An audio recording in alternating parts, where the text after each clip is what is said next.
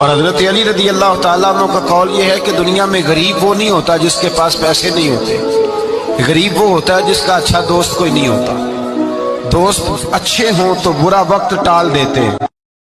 کبھی کبھی کسی کو برباد کرنا ہو تو اللہ دولت اور رزق دے دیتا ہے اس کو، کبھی کبھی کسی کو آباد کرنا ہو تو دولت اور رزق کھینچ لیتا ہے اس کو۔ اس لیے ایک کرائٹیریا جاننے کا ہے کہ یہ نصیب من جانب اللہ ہے یا نہیں، کیا اس نے آپ کو اللہ کے قریب کیا یا نہیں، یہ کرائٹیریا ہے۔ اگر تو وہ دولت آپ کو اللہ کے قریب لائی تو نعمت ہے، اگر دور لے گئی تو زہر۔ ایک شخص پر آخری وقت طاری تھا، نزع کا عالم تھا، لوگ کلمہ پڑھاتے تھے، زبان پہ جاری نہیں ہوتا تھا۔ لوگ محبوب کریم علیہ السلام کے حضور ہے، یا رسول اللہ بندہ مسلمان ہے پر کلمہ نہیں جاری ہوتا ہے۔ نبی پاک نے فوراً فرمایا پتہ کرو اس کی ماں زندہ ہے؟ یا رسول اللہ ہے۔ فرمایا بلاؤ۔ فرمایا تیرا بیٹا ہے؟ تو ماں نے مصطفیٰ کا چہرہ دیکھا تو رو پڑی، کہنے لگی حضور میرا ہی ہے۔ فرمایا تو ناراض ہے؟ اماں کہنے لگی حضور بڑی ناراض ہوں، اس نے بڑے ظلم کیے، بڑی زیادتیاں کی میرے ساتھ۔ فرمانے لگے چل معاف کر دے، تو معاف کرے گی تو روح نکلے گی، تو معاف کرے گی تو کلمہ طیبہ جاری۔ کہنے لگی حضور میں کبھی معاف نہیں کرتی۔ دنیا میں کسی کو آگ کا عذاب دینا حضور نے جائز نہیں رکھا، اسلامی سزاؤں میں اس سے اکثر جگہ پہ منع فرمایا، لیکن یہاں میرے محبوب نے فرمایا لکڑیاں لاؤ۔ کیا کرنا ہے؟ فرمایا جس کی ماں ہی ناراض ہے میں اسے زندہ جلا دوں گا۔ تو بول پڑی، کہنے لگی نہ حضور اسے جلایا نہ جائے۔ 3 دفعہ بولی، کہنے لگی میں نے معاف کیا۔ محبوب فرمانے لگے اب پڑھاؤ کلمہ۔ آؤ جب کلمہ پڑھایا تو زبان پہ کلمہ جاری ہو، اس کا مطلب ہے کلمہ بھی اسی کی زبان پہ جاری ہوگا جو ماں باپ کا فرما بردار ہو۔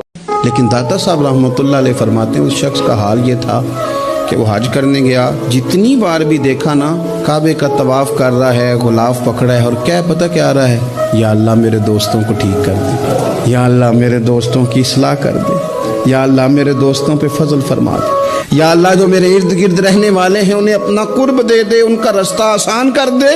وہ کہتے ہیں ایک درویش سے نہ ہی رہا گیا، اس نے کہا خدا کے بندے کچھ اپنے لیے بھی مانگ، جتنی دفعہ تجھے دیکھا ہے تو کہتا ہے یا اللہ میرے دوست ٹھیک کر دے، میرے دوست ٹھیک کر دے۔ وہ کہنے لگا تمہیں پتہ ہی نہیں، یہ بھی میں اپنے لیے ہی مانگ رہا ہوں۔ اس نے کہا اپنے لیے کس طرح مانگ رہا ہے؟ کہنے لگا وہ ٹھیک رہیں گے نا تو پھر میں بھی ٹھیک ہی رہوں گا۔ جب چاروں جانب سے مشورہ ہی خیر کا ملے گا تو میں کیسے بگڑوں؟ میں نمبر تے میں تینوں دے چھڑیا، میں کہڑا تیرا فون چکنا ہے۔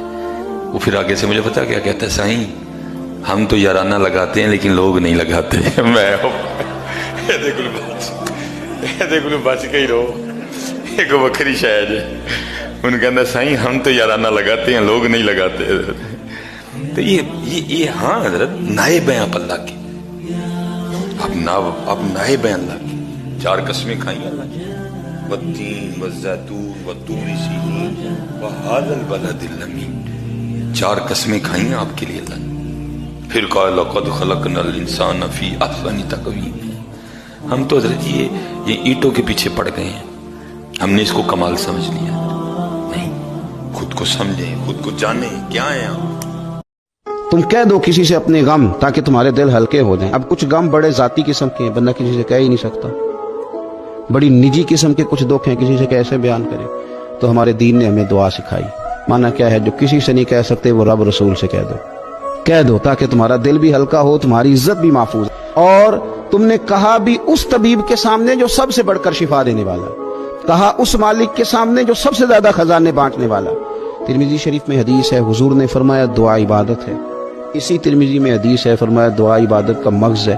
اور اسی ترمذی میں حدیث ہے، نبی پاک علیہ السلام نے فرمایا یاد رکھو اللہ کے نزدیک دعا سے زیادہ عزت والی چیز کوئی نہیں، اس سے بڑی اکرام والی چیز ہی کوئی نہیں اللہ کے حضور۔